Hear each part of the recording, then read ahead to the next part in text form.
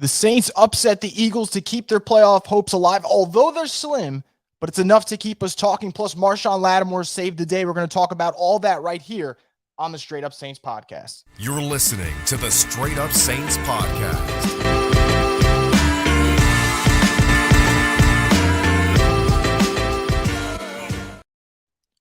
What is up, Who Dat Nation? As always, welcome back inside another edition of the Straight Up Saints podcast presented by DraftKings Sportsbook and Birdsall Law, the official injury lawyers of Boot Crew Media.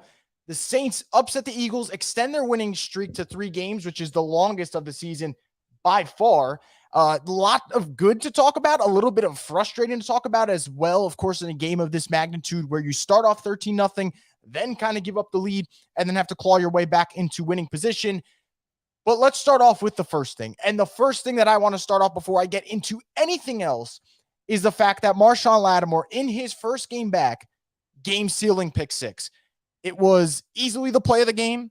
It was the play that shut it down, put away all the pessimism about whether or not they would blow another lead and if the Eagles would come back. And it felt like he was sitting on one. There were opportunities early in the game where I thought that he was going to get an interception, didn't get it.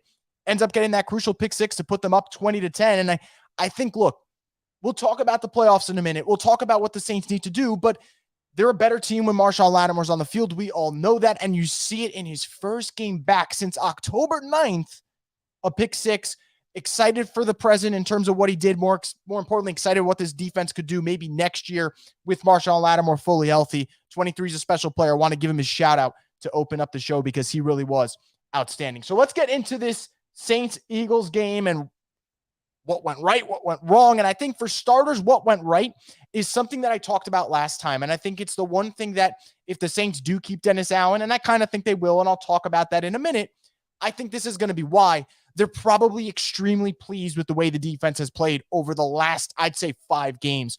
No team that they've played over the last 5 games has scored more than 18 points. That team, the Atlanta Falcons. Outside of that, done a really good job of shutting down teams like the 49ers, saw today teams like the Eagles. So I think this defense is really starting to play the brand of football that we kind of expected they would, right? When you bring in a defensive-minded head coach, and they've done that. There are issues, though, and I'm going to get into that main issue I have before I get into the playoff chances, because I see a lot of you guys talking about the playoffs in the comment section. I'll get to those in just a second. My issue with the Saints right now, and I think it's something that they're going to have to figure out this offseason particularly, and all of this really falls on Dennis Allen's shoulders. I don't see in any way how you can go into next season with Pete Carmichael back as your offensive coordinator. I haven't been someone that's really defended Dennis Allen. I don't know if that's going to change anytime soon, although I'll give him his credit in a moment as to why he will stay. The Saints have to change it up at OC. There's a lot of reasons why, but I think for starters, there's 2 things. One, they do a really bad job of using Alvin Kamara, particularly on 3rd down. He's just non-existent. Another issue, and I don't know if you guys really saw it today, Taysom Hill in the first half, heavily utilized, which is good news for the Saints. 3rd quarter, they basically went away from him, didn't end up doing well for them in terms of offensive production without Taysom Hill. And then 4th quarter, they kind of say, hey, Taysom, take us home. And guess what? The guy did the damn thing because that's what he does. So I think for the Saints, utilization of Alvin Kamara and Taysom Hill, not great from Pete Carmichael. That's strike 1.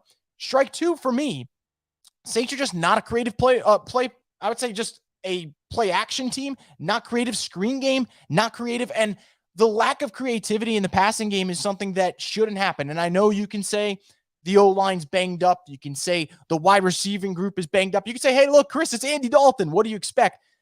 I'd like to see more. And if Dennis Allen's ever going to be a really good head coach, and I don't really know if that's going to happen, I don't, you're going to need to have that offensive coordinator beside you that really takes care of that side of the football. I don't think Pete Carmichael's that guy. That's not me trying to be disrespectful, just me trying to be honest with what I'm seeing. The Saints might not make a head coaching change, but boy, they need to make an offensive coordinator change. And I kind of think that will happen in the offseason, so we'll see where it goes from there. Now, I said I was going to say something positive about DA. This is what I will say about DA, and this is why I believe he will probably be back, besides the fact that I don't think the Saints wanted to fire him in the first place. The team hasn't given up. I thought after the Monday night loss to the Bucs, they would give up. I thought it was the perfect opportunity to kind of say, hey, We're out of the playoff picture. Let's get through with this. We got 4 games left. Scratch it out. Well, they've won 3 out of the 4 so far, and if they beat the Panthers next weekend, that means they'll win 4 out of 4, and they'll finish 8-9, which isn't a great record at all, but it'll look a lot better than when it was 4-9 back on that Monday night. So they didn't quit on him, and I think that's a good thing for Dennis Allen, and I think that's a sign that, hey, they want to play for this guy, whether people like it or not. That being said, I got to get this off my chest before I open up to what you guys have to say in the comment section. And that is something which I'm pretty sure you guys have already said, and I haven't been able to look. I'm rocking a new setup for today, so my computer's to the left of me at the moment. Why wasn't Alontae Taylor utilized today? I don't understand it. I thought Alontae Taylor has done a great job this season of really filling in when the Saints need him to. Marshall Lattimore's out, let's use him. Adebo's out, use Alontae Taylor. And he's kind of answered the call against guys like DeAndre Hopkins, guys like Devontae Adams. And look, he hasn't had that game-changing interception, right? Whether it's been called back or dropped, it just hasn't really happened yet. But I thought Alontae Taylor deserved to start opposite of Marshawn Lattimore. He's been the better player than Adebo. And I think for the Saints, you owe him that opportunity for him to start. And not only did he not start today, he didn't play. I mean, it was through the third quarter. We're talking about him not getting a single snap. And here's where I lie in this whole Alontae Taylor, Paulson Adebo argument. Because I actually think Paulson Adebo, a lot of people are ready to give up on him. I think he's too young for me to do that. I want to see next year how he bounces back, if he bounces back. But here's where I'm at with Alontae Taylor and Adebo when you're doing the argument here. Paulson Adebo is not a seasoned veteran. He is not someone who's very high on your payroll. You're not paying him a lot of money for you to say, oh, well, you got to play Paulson Adebo. No, like they're both day 2 picks on rookie contracts. So he's not a seasoned veteran. He's not more expensive than him that you have to play him. But more importantly, he's not playing better than him. Alontae Taylor's been the better player this season. So yes, I'm thrilled that the Saints won. Trust me, I am. That draft pick is not nearly as high. Makes me sleep at night a little bit easier. Maybe it does the same for you. But the part of the season, and I said it an awful amount of times, is we got to see growth from the young players in order for us to feel like there were some wins in this season. And Alontae Taylor has shown that growth. So to now take him off the field after he's played some of his best football for Paulson Adebo, who then responds by giving up a long touchdown to A.J. Brown, how do you not get frustrated with that? That's all I'm going to say. I'm really not going to spend a lot of time today ripping Dennis Allen. I think that'd be a little bit unfair. At the end of the day, they did win. They did improve their winning streak to 3 games. I really can't get all up in arms. But Alontae Taylor has been an exciting player in a year where there haven't been a lot of them for the Saints. And it's disappointing that he didn't really get to play today. And I think that hopefully for week 18 against the Panthers, that technically the Saints playoff hopes are alive, and we'll talk about what they need in a moment. You'd like to see Alontae Taylor out there, and I hope he does. So last thing I'll say, and then I'll get to your comments, and we'll talk about the playoff odds and what they need. Rashid Shaheed is legit. I'm just going to pull up his numbers real quick to get into it. This guy was targeted 6 times, 6 catches for 79 yards. He's not just a big play threat, although he is a big play threat. He does a really good job of making contested catches, of making those catches over the middle of the field on crossing routes and just moving the chains when you need him. And it's reached the point where I don't think it's an overstatement to say, hey, I think Rashid Shaheed is going to be a big part of this Saints offense for years to come. Like, I think he has looked that good over the last, 2 months? Like, this player has continued to ascend even when the Saints didn't give him as many opportunities as you'd like to see from him. So I am ecstatic. I'm over the moon with what I've seen from Rashid Shaheed. And I don't know if it's too much of me overhyping it to say I feel like a star is like certainly being born in New Orleans. I know Chris Olave is legit. The kid is outstanding. But Rashid Shaheed's the one that's kind of, we're all gravitating towards. So in the final couple of weeks of the season, he deserves all the praise in the world. So Rashid Shaheed, shout out to you, my man. You have been fantastic. So without further ado, I'm going to get into your comments. We'll see what you guys have to say. Like I said, going to be a little bit of a different setup, so bear with me if it's a little unusual for you, but trying something new, something a little bit more aesthetically pleasing. So we'll get into some of it. First comment here, Marshawn makes a difference. Marshawn makes a huge difference, and we saw that, right? A.J. Brown, outside of that one big play, didn't really do much. Marshawn did a good job being physical with Devontae Smith as well, and he iced the game. Like, he did what great players do. in his first game back, nonetheless. So seeing him out there, it's exciting. And the thing about Marshawn that I get really excited about is we talk about all these great corners in the league. Marshawn's one of those that he's still firmly in his prime. Not like, does he have another year or two left? No, he is in the middle of his prime. And I think we'll feel that way next year too. He's a fantastic football player, and the defense really, really hums when he's out there. Andy Dalton tried to give him a chance. Good thing the D wasn't having it today. Andy Dalton had a weird game, a very weird game. We're talking about a guy that initially, the way he played this game, I thought he came out sharp, was moving the football. Then he had the interception at the end of the second quarter, and everything changed. It seemed like he was second-guessing stuff. It seemed like he wasn't confident anymore. And then he started getting sacked about every other play. And part of that's the backup O-line. Like, no Cesar Ruiz. I know Pete's not out there. Ramczyk gets banged up. So you're missing the majority of your offensive line. Outside of McCoy, you're really lacking talent there right now. But it seems like he holds the ball a little bit too much. And I'm not going to blame Dalton today. They still won the game. And again, Dalton is a middle-of-the-road bridge quarterback. So he's doing what we expect him to do. But, man, he did make it a little stressful. So you guys are absolutely right about that. Comment here from Alexis. She says, well, no playoffs for the second year in a row. So that actually isn't true. They do have a shot at the 7 seed, but they got a lot that needs to go their way. So I'll kind of break that down, and then we'll get back into the comments. So if you have other things to put in there, let's get into that. But let's go through what the Saints need in order to make the playoffs as the number 7 seed in the NFC. It's as long as a CVS receipt. But, hey, still telling me there's a chance? There is a chance. And let's get through it. First order of business, taking care of your own business. The Saints beating the Panthers in Week 18, they're going to need that to happen. But before that happens, they're going to need the Vikings to beat the Packers this afternoon. Now, this game is taking place while we're streaming this and while you guys are talking about the Saints win. So whenever we're done here, we got to turn our focus to that Packers-Vikings game. We need the Vikings to win that one. That's the second thing. Now, once that gets taken care of, they're going to need the Packers to come around and beat the Lions next week. So Packers lose to the Vikings today, beat the Lions next week. They're going to need the Commanders to lose to the Cowboys, which is certainly possible. And then they're going to need the Rams to beat the Seahawks, which may seem like an upset, but I think it is possible. And I'm going to be honest with you guys right now. It sounds crazy. It's a lot that needs to go down. Saints beating the Panthers, Packers losing to the Vikings, but then beating the Lions, Rams beating the Seahawks, and then Cowboys beating the Commanders. It sounds like a lot. But if you start thinking around, then none of them are impossible. None of them. And I think for New Orleans, that means as long as the Packers lose today, you have something to play for next week. And that's all you can ask going into Week 18 with the way this year has played out. So that's the scenario, guys. I don't think it's probable, but it is not impossible. And as I just went through this whole thing, the Minnesota Vikings are at the goal line, so maybe they'll get 3 points, 7 points, whatever out of this and get a lead against the Packers. We'll see what happens there.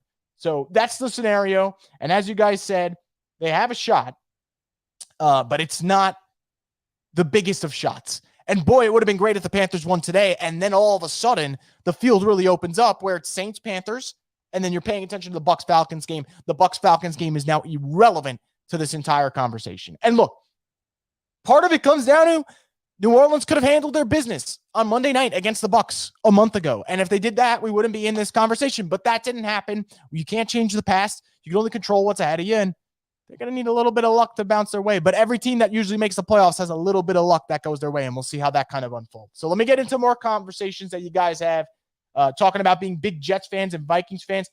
I'll have to check. I don't think the Jets game today matters because it's an AFC game. So if the Seahawks beat the Jets, that's an irrelevant win because it's not in the NFC conference record. Whereas if the Seahawks lose next week to the Rams, that is a big determining factor on their NFC conference standing. So yeah, I could be wrong, but I don't think the Jets game matters as much today. Vikings game absolutely matters. If the Vikings lose today, it's over because the winner of the Packers-Lions game then makes the playoffs, which is pretty exciting for Lions fans, but we don't want to really talk about that right now because we're focused about our Saints. So let's keep it going there. See Rob talking about the announcers of the Saints-Eagles game. That was very interesting. There was 2 observations I took from the Saints-Eagles game. One was, I think Moose called Demario Davis Demario Dawson during the broadcast, which like cracked me up. I was like, I don't know what's going on there. But the second thing for me that was interesting is that anytime the refs made an egregious call, they were up in arms. There was a moment where I believe Landon Dickerson got flagged for holding. It was not holding. It should have been an Eagles touchdown. That cost them 7 points. I get that. They were more aggravated about that call than I've ever seen any announcer when the Saints had the no call against the Rams. And I'm not saying that's justification for why the Saints should get calls their way. I'm not. But it's a holding call that got botched. Those happen every quarter of every football game. It seemed a little weird. I'm not going to get up in arms about the announcers. Saints won. I really don't care enough about it. But you are right about that, Rob. They were a little bit odd in that one, to say the least. You guys talking about getting the 7 seed. That is the path to the playoffs. And by the way, Vikings are up 3-0 right now. I'm sure that score will change at some point. One day, fans will learn to stop banking your team season on 5 other teams doing something to help. We didn't do what we needed to do this season. Bottom line, it's not worth our stress. If it happens, it happens. I would just go on as if the season's over. Yeah, look, that's actually a pretty good point, right? You can't get mad about it. And now I think the Packers just had a return touchdown. So funny how life works. You can't really go nuts about this whole scenario because, like you said, you need so many things to bounce your way. And like, when's the last time we've seen a team get into the playoffs where 5 different things that needed to go their way actually went their way? You don't see it. And it definitely doesn't happen for the Saints because I can go through every Saints season, whether they made the playoffs or not, whether they needed a better seed or not, and it always went against them. Think to last year. Think to a couple of years ago with that Seahawks-Niners game that was stopped at the goal line. They never get the breaks when they need them. So to your point, I agree. Can't really stress about that. That being said, it adds, if the Packers were to lose today, a little bit more intrigue into the final game of the season. See how those players handle a pressure situation and how they respond against the Panthers. And either way, regardless of if they get eliminated from playoff contention tonight or not, you want them to win that game. 8-9 is not a great record, but you try to take positives from every season. And I think there would be a lot more positives of finishing on a 4-game winning streak than there would be if this team lost all 4 games, if this team didn't know what the heck they were doing next year. And that could carry over. And like I said, guys, and I said this on the last podcast, the NFC South is not going to get much better immediately. Could get better in 3 years from now, 5 years from now, whatever it might be. I don't think next year it's magically going to be a good division. I just don't. So New Orleans might be inclined to say, hey, try and run it back. And we'll see what happens. But it's interesting nonetheless. Offense was not very good. Once again, too many missed opportunities. Sean saved the game for us. He sure did. I can't say it enough. Marshawn saved the game. And while I'm at it, shout out to Cam Jordan, all-time leading Saints player in sacks. And the way he did it today, I think he had 3 sacks today. He always keeps contained on those run plays. Like, Cam is ageless, and he's a guy who I said I'd love to see him go win a Super Bowl, and if that was elsewhere, so be it. I would wish the best for him. But at the same time, he seems like a Saint for life, and today was another kind of reminder of how good he's been to this team. And I crack jokes on Twitter all the time. I'll say Kevin White's a Saints legend, and I'm so sarcastic when I say these things, but Cam Jordan, a legitimate Saints legend. I can't say, oh, I'm so proud of him because this Cam Jordan doesn't know who I am, but I really am proud of just watching what he's done, and his career's been remarkable. So I want to give a quick shout out to him as well. So you guys mentioning Adebo over Alontae Taylor. I wish I had the answer for you guys. I wish I had the answer. And I don't know. And I went on the long-winded rant before, so I won't double down on it. But I do think that the Saints, especially coaching-wise, that is where you lose people. Decisions like that we get frustrated. And you're like, hey, Alontae Taylor's been great all year. Well, not all year, but at least the last month. Why isn't he in? And I would love an explanation for that. I'm sure someone asked DA, and I'll go check the post-game comments in just a little bit. But I'm fascinated to see what happens next week. I would like to think that Alontae Taylor would play next week, but who the heck knows? Eno had as many screen passes today as AK over the last 2 games. Well, look, Eno Benjamin, funny enough, there were moments where I thought 2 of them, to be exact. There was 1 nice carry and then a 9-yard catch where I was like, okay, there are some kind of bursts here. I think he's a player the Saints should absolutely bring into camp next year. They got to get younger at the running back position. I'm going to keep saying this. I'm going to bang that drum as many times as possible. Alvin Kamara has really picked it up the last couple of weeks, especially the last 2 games. I would like to see them get younger at the position, whether that's via the draft, whether that's via free agency. I would prefer the draft, though.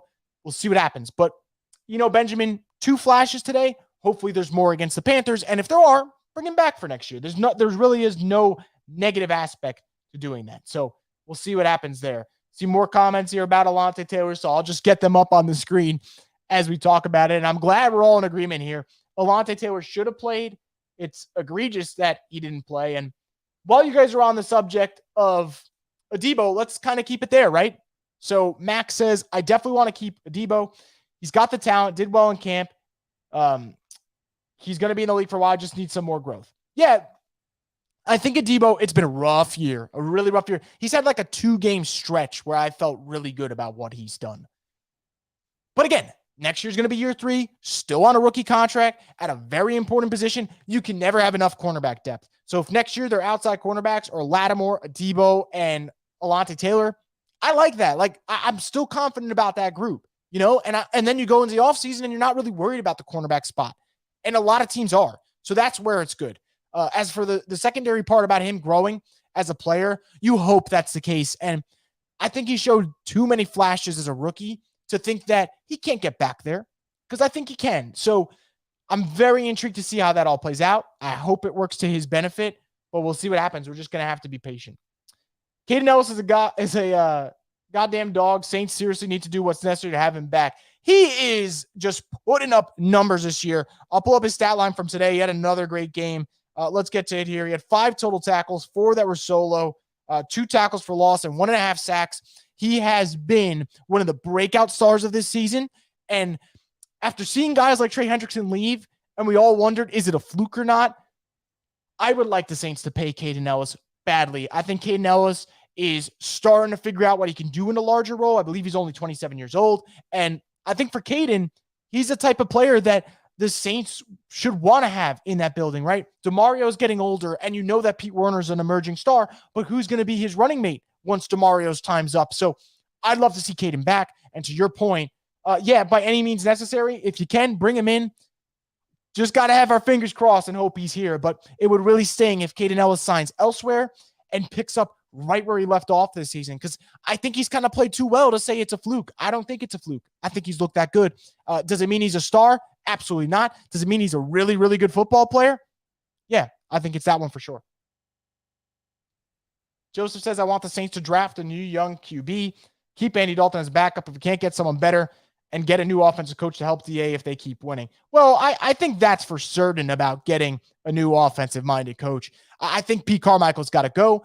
I think that you can convince yourself, and I'm not telling you to do so, but you can convince yourself that DA has made some strides over the last 3 weeks. I'm not saying he has. You can convince yourself.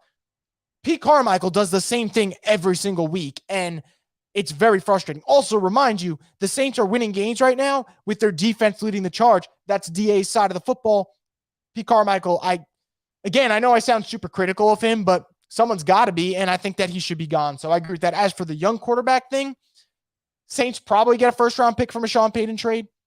Where it is, I don't know, but we'll see. I wouldn't be surprised if the Saints run it back with Andy Dalton or pursue a guy like Derek Carr if he gets cut. If Derek Carr gets cut, I think that's someone that the Saints should absolutely look at, because you don't have to worry about giving up draft capital and you're still improving your quarterback room. But whether fans like it or not, I think Andy Dalton's going to be somewhere in this equation because he's not going to cost a lot. The Saints probably thought he was okay this year, which he is. You just don't want to start all 17 games with him. And they probably like what he brings to the locker room.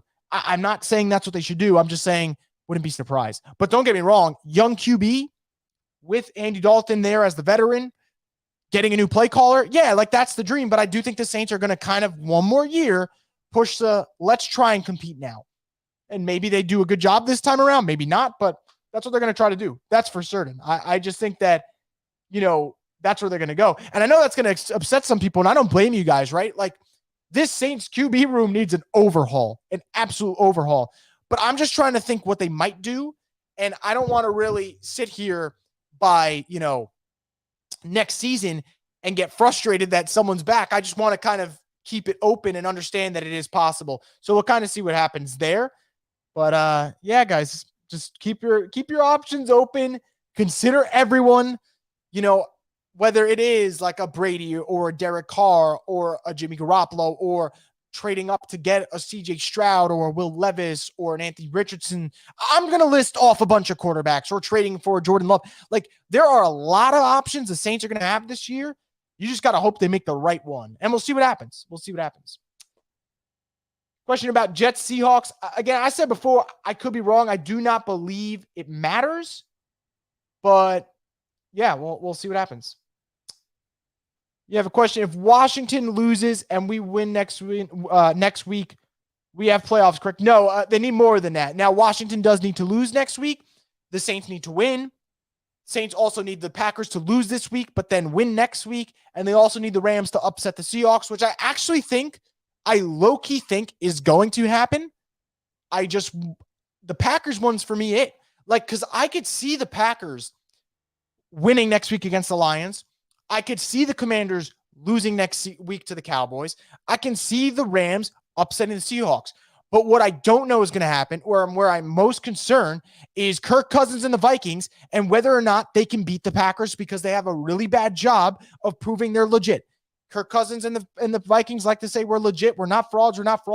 Show us then. They haven't exactly won a big game this year. They've lost all the big ones, right? Losing to the Eagles, losing to the Cowboys. They're just a team that you call them frauds. They say we're not frauds, and then they prove that they are frauds. So that's the one that I actually think, if it breaks it all, it's going to start early, which is good, because then you don't have to worry about keeping up with everything next week. But that would be kind of the breakdown for you right now, Playoffs are like flipping a coin 5 times and getting heads each time. Yeah, you're not wrong. And that's actually to the point that someone else mentioned in the live chat before, right? You can't get up in arms over these things because you need to hit 5 things. And that's a lot to ask. It's not 2, it's not 3, 5 of them. And the NFL, the margins are so tight that it's so tough. And again, I'm going to make this very clear. I think the Packers are going to beat the Vikings tonight, because I think the Vikings are a fraudulent team, and then they'll crush our dreams. But for now, they're alive. So let's just kind of stay optimistic while we can, See what else we got going on in the comments. Since 2017, we've had the benefit of watching the Saints hold the greatest players at nearly every position of this franchise history, and I'm glad I got to witness it. Wow, you're not wrong, right? Like, you have witnessed a versatile running back in Alvin Kamara. You have witnessed an elite shutdown cornerback in Marshawn Lattimore. You witnessed one of the best free-ranging safeties in today's game in Marcus Williams. Unfortunately, he's no longer here on the team. Witness Ryan Ramczyk, an elite right tackle. Witness Trey Hendrickson, who's really blossomed into a really good defensive end. Even Anzalone, we clown on Anzalone. He's been a starter in this league most of his career. That is one of the best drafts in NFL history. I wish they could have all stayed in New Orleans. Doesn't work that way, but good point. That's a great comment about that. Thought we lose the game when the Eagles were gaining momentum and David Johnson was in the game on a crucial 3rd down. All right, you brought that up. I'm not trying to get mad or anything, but it's not 2016. Can the Saints stop putting David Johnson in on 3rd down like it's 2016? Got to mix it up. Got to absolutely mix it up. Chris, do you think Cam Jordan is a future Hall of Famer? Arguably, J.J. Watt is, and Cam has more sacks than him. So I think J.J. Watt is a first ballot Hall of Famer, because I think J.J. Watt's peak is a top 5 defensive player in NFL history. I think he was that good. We're talking about a guy from the interior. I think he's got 2 20-plus sack seasons. J.J. Watt in his prime, best defensive player that we have seen of the last, I'd say, 15, 20 years, tied with Aaron Donald. Like, those two have been great. That being said, this is my take that I always take to bat. And you know what? If people disagree, that's their opinion. I know what I think about certain things. And what I think about Cam Jordan is, I think Cam Jordan is a Hall of Famer. He's got the sack numbers. He's got it 111 at this point. He's got the personal accolades with the All-Pros and the Pro Bowls. And this matters. And this matters for the NFL. There are some guys that have been held out of certain situations because of their personality and whatnot, right? Cam Jordan is a stand-up guy. He's a Walter Payton Man of the Year type of candidate player. And he is. There's no doubt in my mind. He is a Hall of Famer. Is it first ballot? Maybe not. But he should make the Hall of Fame when it's all said and done. And I honestly think if you're a player who's got way over 100 sacks, which Cam Jordan does, you deserve to make the Hall of Fame. And this Cam Jordan is not, he was never the fastest guy. He was never the strongest guy, but he was technically sound. He was always a lead in the run game. And like I said, at the same time, he also had 100-plus sacks. So, yeah, I think Cam Jordan's a Hall of Famer. I'd love to know what you guys think. So if you guys are in the comments and you feel the same way, let me know. And if you disagree, also let me know there. But I think he is a Hall of Famer. So we'll see if he gets in. But I feel strongly about that. I think Cam's career has been one of the more underrated careers in the NFL. So I definitely feel that for sure. So you guys mentioned new setup. Yeah, so I'm going to mention this from now. Over the next weeks, month, maybe 2 months, like by the end of the Super Bowl, I will have my new setup completely figured out. It's going to be something of this sort, a little bit more laid back with a little bit more advertising behind me, with a little bit more black and gold Saints colors, and a little bit of a New Orleans spin. I'll have some stuff to put up in the background for it. I'm going to change it up. Really committed to keeping these videos going. And in order to do that, I also want to make sure it's a little bit more aesthetically pleasing and also looks a little bit better. And I feel like this is better than me just staying at my desk, which is what I've done for the last, 12, 16 months of me streaming. So definitely glad to shake things up for sure. Tired of seeing Dalton taking sacks. Unfortunately, you're not alone. There are a lot of people who are tired of seeing Andy Dalton take sacks. That is for sure. What do you think of Carl Granderson's emergence from more minutes? Yeah, like Carl Granderson has been fantastic. And I'm going to bring up the numbers here because I want to make sure that I'm accurate about what I'm bringing up to the table here about Carl Granderson. But what Carl Granderson's done the last couple of weeks, he had 2 sacks today. He had a sack against the Browns. He had a half sack against the Falcons. So over the last couple of weeks, I believe he's got 3.5 sacks over in that stretch. And the thing about Carl Granderson is they're not like those quarterback slips. He touches the quarterback. That's it. Like, no, he's coming up with the big plays. He had the game-sealing sack against the Browns. He had huge pressures today against the Eagles. And Carl Granderson has been so good that I see less people spending time talking about how bad Marcus Davenport's been from a productive standpoint, how bad Peyton Turner's been from a production standpoint. And instead, we're talking about what Carl Granderson's done. So I'm glad you brought that up. He's a player that, while I was going through stuff today, it kind of slipped my mind that I should give him more credit because Carl Granderson had a great game. So I'm glad you brought him up. He does deserve recognition. And we'll see if he can finish it off. I thought the Panthers today against the Bucs looked very susceptible to those speed rushers. That's a good thing for Carl Granderson. So I'll just call it from now. I say Carl Granderson adds to that sack total next week. We'll see if he does. I feel pretty good about it. We'll see what happens there. But he's definitely playing better. What's safety looking like for us in the future? What's May's contract like? So you asked about Marcus May. Let's go to Marcus May's contract. It was a 3-year deal, I believe, for $97 million. I don't think it's one of those deals that the Saints should feel great about, but let's pull it up here. Marcus May's contract, 3 years, $22.5 million, The Saints could get out of it probably after next year. So I would imagine Marcus May is back, and then they could get rid of him, and it really won't cost much, which is fantastic. So that's kind of where I'm at with New Orleans.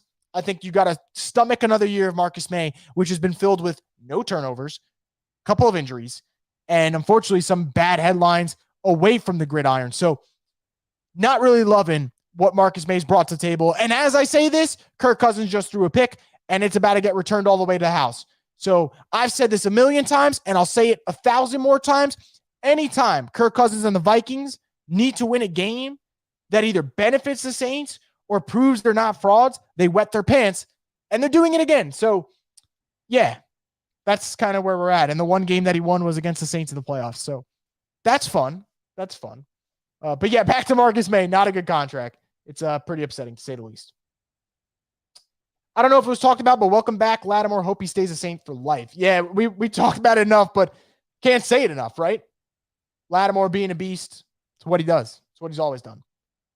I've had Hendon Hooker available in multiple mock drafts. Concerns about his injury and play style. Seeing pundits bring up Max Duggan and Tanner McKee as well. Oh, great question. So let's go into Hendon Hooker. I think Hendon Hooker had the most underrated college football season we've seen in a little bit because 27 touchdowns, only 2 interceptions, I believe. Big win against Bama. And yet wasn't a Heisman finalist. Everyone's saying, he's like a late second rounder now. And I just think for me, Hendon Hooker, I like his play style. I think he throws a really nice deep ball. I think when he comes into the NFL, he should be a little bit more pro ready than others because he is older, right? I believe he's 25 years old already. So he's up there in age. The age thing doesn't concern me as much. The injury, I'm sure the medical stuff will get checked out, but I think for Hendon, what's the value? If it's second round, if the Saints have a first round pick, you can do that. If it's third round, I say absolutely go for it. Tanner McKee, admittedly, guys, I haven't watched enough of his film. I will, though, because everyone has told me, hey, check out Tanner McKee when you look through your quarterback. So I'll definitely look at his tape. But you mentioned Hendon Hooker. I do like his play style a lot. I think he's got a really good touch on his deep passes. And I think for Hendon, the question is, are you willing to spend a top 40 pick on him? I don't know. Like, I think Hendon's good. I'm curious to see how the medicals check out. And that's going to determine a lot. But I'm glad you brought that up. I do like Hendon Hooker, and I think that he is a solid prospect for sure. Forgot to mention it, but that 4th and 1 stop on the QB sneak really gave a lot of momentum to defense. It did, right? I think that was it. Like, the defense was a little shaky in the second half, in the third quarter particularly. They got that stop, and everything changed. It felt like that swagger kind of came back in, and they kind of dug their toes in the sand and said, hey, you're not getting past us. You're just not. And I believe the commentators brought it up, how the Eagles have not been stuffed on 4th and 1 QB sneaks or any important QB sneaks until today.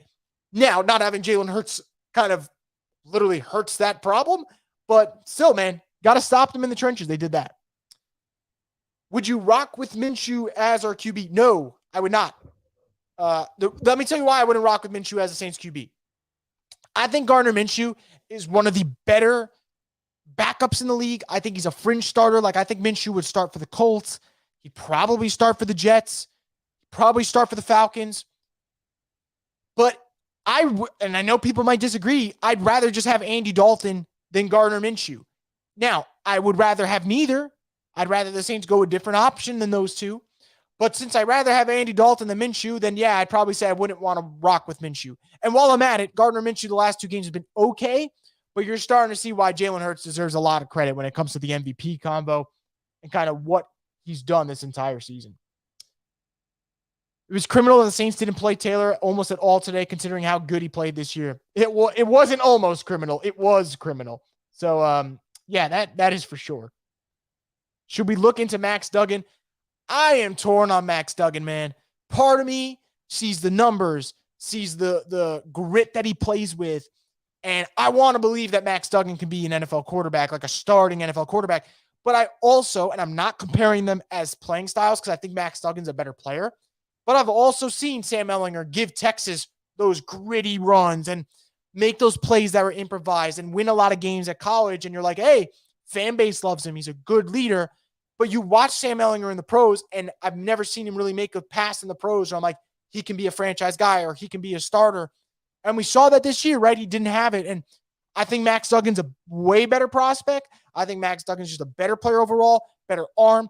Really good job when he gets pressured of not faltering in the moment. Saw that yesterday with Michigan. They're sending the blitz. He's backstepping because he's like, hey, I know if I wait a little bit longer, my route's going to open up for my receiver. So I love watching Max Duggan. And I give him all the credit in the world for what TCU's done this year. But I'm going to have to fully break down his tape and fully dive in to know if I want to go into the Max Duggan thing. But this is what I'll say about Max Duggan, and this is why it's a double-edged sword. Part of it, I just mentioned Sam Ehlinger.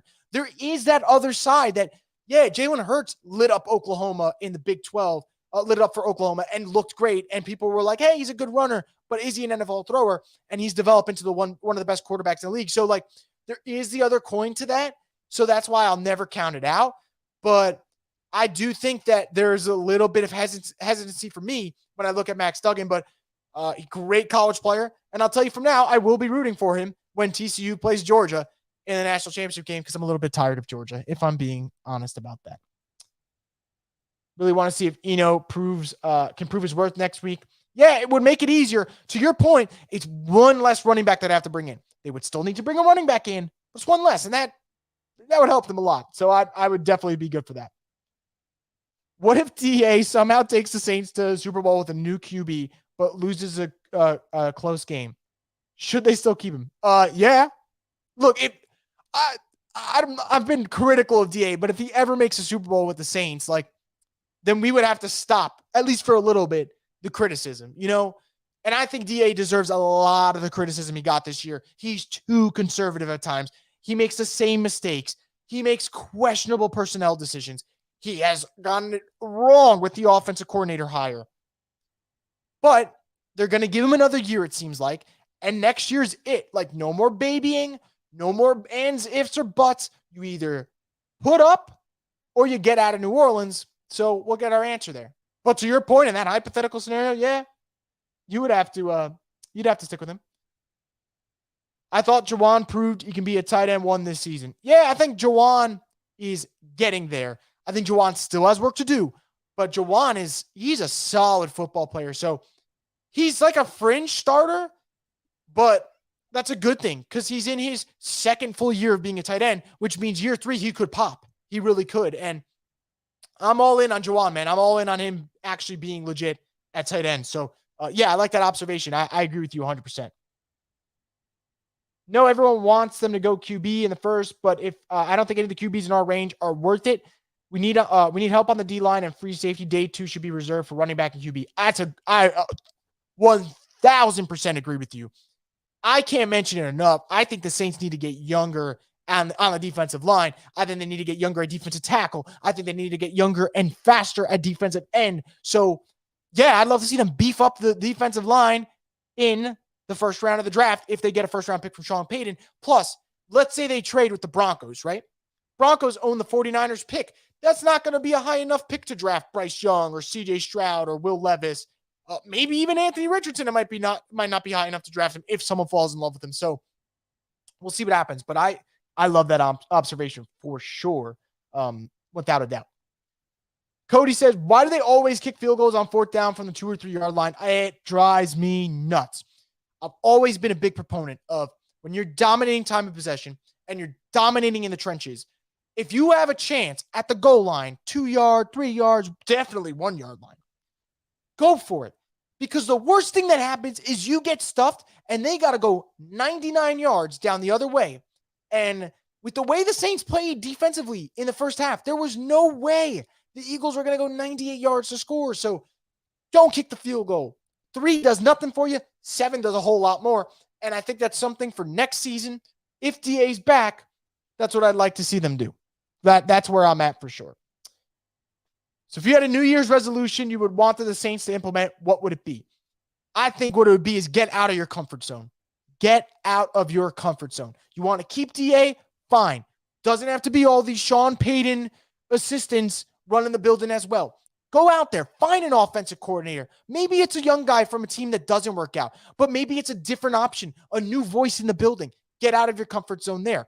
How about the defensive ends? I talked about needing to get younger. How about you switch up the mold? They love those power defensive ends like a Davenport, like a Peyton Turner. How about you go out there and get a speed rusher, get a younger option that can give you that speed to power mix that they don't have. So get out of your comfort zone. Get out of your comfort zone at quarterback too. Andy Dalton's safe. You brought back Jameis because you knew what he brought last year.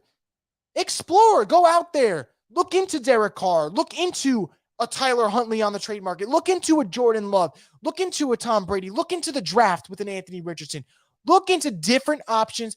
Figure it out. But get out of your comfort zone. I'd like to see them do that, and we'll see if they do that. But I think that's something that they need to do for sure. No question about that. So you guys think Anthony Richardson over Hendon Hooker? Talent-wise, he is. I don't think he's the better quarterback right now. I think Hendon Hooker is the better quarterback in terms of timing, rhythm, accuracy, deep ball. Anthony Richardson is a better athlete. Anthony Richardson has better intangibles. And because of that, he'll probably get drafted higher. So I'm not disagreeing with the prospect thing. I think Hendon Hooker's a better quarterback right now, though. But Anthony Richardson's the type of guy that, like, I can't see the Saints drafting because I would never trust him in a million years to develop. If he went to a team that has a young, innovative mind and is ready to explore their run game, hell yes.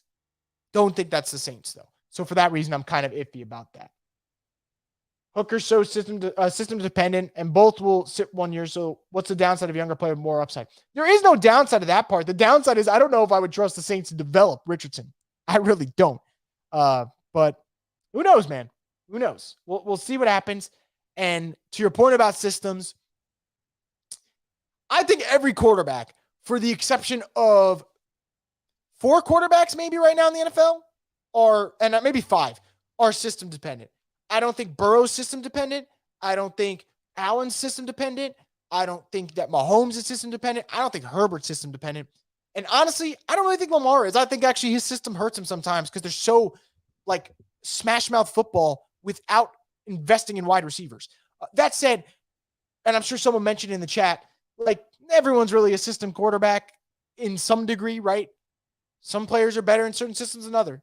So I don't really lose too much sleep over that, but it's definitely a conversation to have. That's for sure. That Eagles pick is at 11 now, even pick swap. Yeah, look, the Saints 3-game win streak assured us that we will not be listening to the Eagles having a top 5 pick on draft night. That's really the Saints. And does that make the trade better? Yeah. Does it mean that the trade was a win? No. But I'll tell you what, there was a point in this season where I think, Tankathon had it at 4, and I was like, oh my God, I'm going to be just dead inside watching the Eagles with a top 4 pick. But that is not the case. So I'm definitely pleased with that. And if they win next week, that pick's probably, no joke, going to shoot up to like 16 or 17. Like, I'm not even kidding. Like, that'll probably be the 16th pick in the draft. And to your point, guys, it'll probably be like a pick swap. So, yeah, I'm definitely in the group there where I do think that the pick's looking a little bit better. That's for sure. If the miracle happens and the Saints make the playoffs, you think Carmichael gets his head off his ass and starts getting the offense going with bonuses on the line? No, I just think that's kind of who they are, right?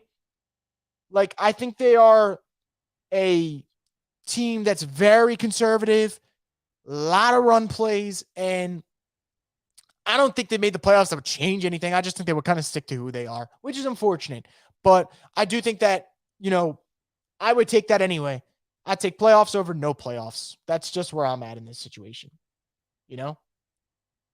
That's a pet peeve of mine. When you're within the 5, go for it on 4th down. If there's more than 20 seconds left in the second quarter and you have a timeout, get downfield for field goal. I hate pissing it away.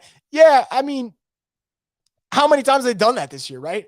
The Saints, biggest issue I've seen from them, I don't think they're good at kind of like stepping on the opponent's throat when they can, right? Like just putting them out. They don't do that.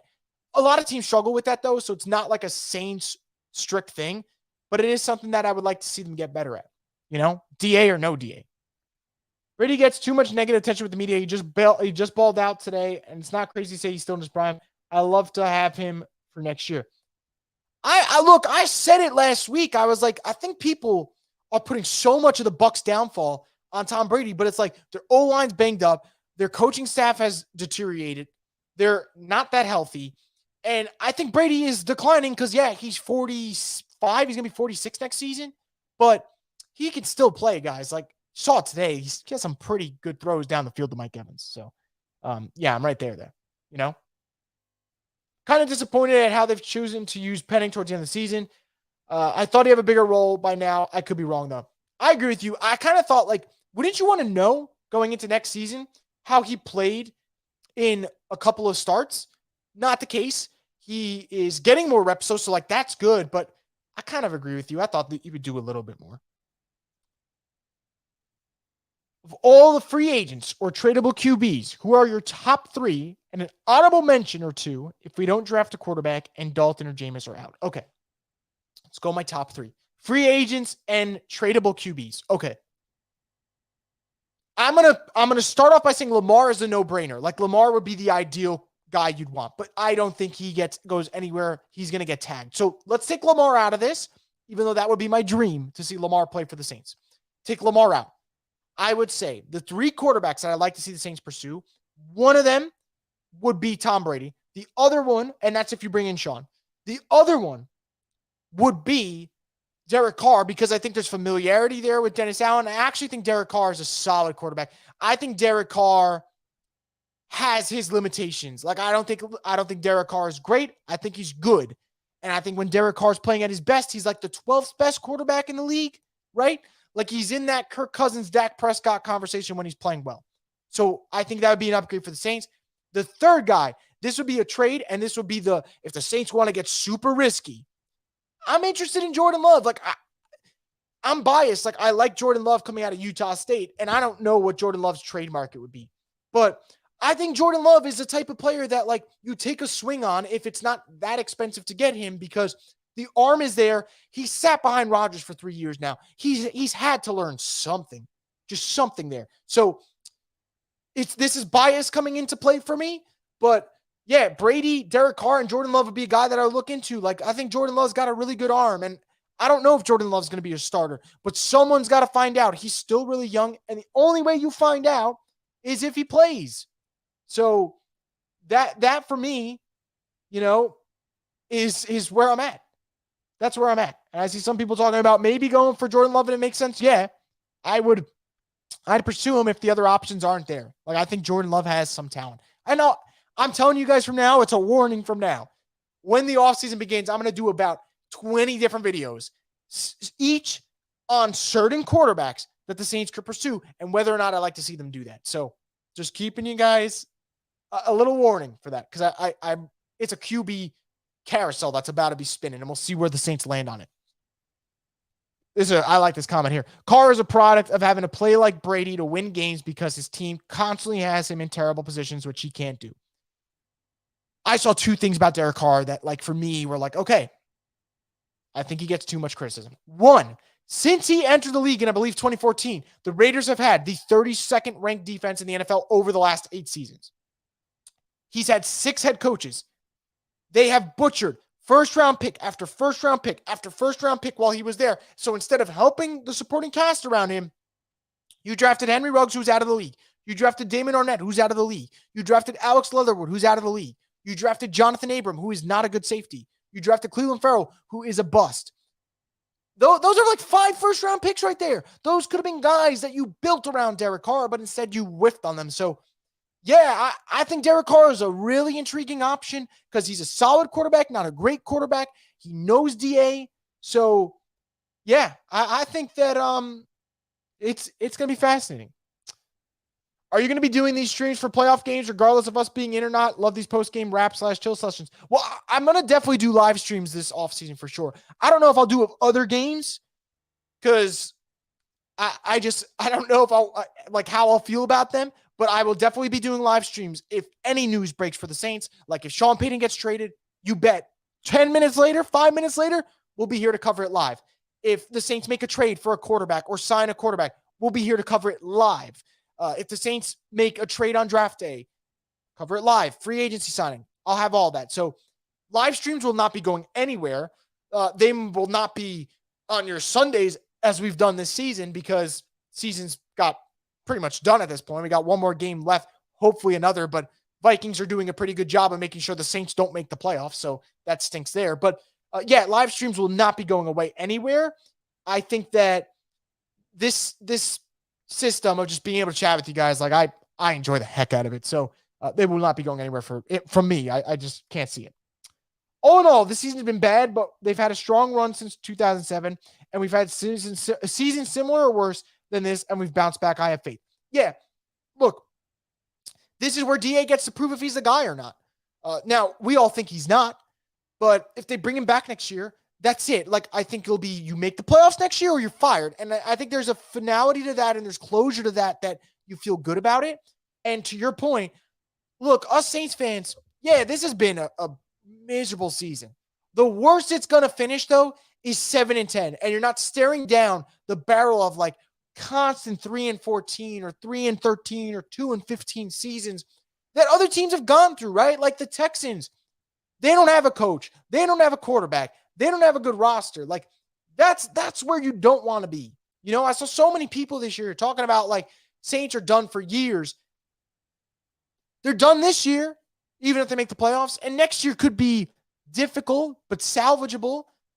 But they have so much young talent that it's like they'll get back there someday. It's just a matter of DA is going to be the guy to get them there. But I agree. Like too much pessimism right now. Let's wait and see what happens next year. One of these years, the Saints aren't going to be completely dismantled by injuries. One of these years. I don't know which one, but it's going to be one of them. With that said, though, guys, it has been a fun hour in what might be probably the biggest win of the Saints season. We'll see what happens. So I'm going to wrap it up here, guys. I've enjoyed chatting with you guys. As always, make sure you subscribe to Boot Crew Media's YouTube page if you haven't already. Also, pay attention to the Vikings-Packers game. Vikings are, at the moment, getting just thrown around, but we'll see if they can make a comeback there. If they do, then all of a sudden it's game on for next week. And if not, playoff hopes are kind of dead. But for now, they're still alive. We'll see what happens. I've enjoyed it. Hope you guys enjoy your New Year's Day. Enjoy the upcoming week. Let's hope 2023 is a good year. And as always, guys, stay tuned for more content on the Straight Up Saints podcast, the destination for the Who Dat Nation.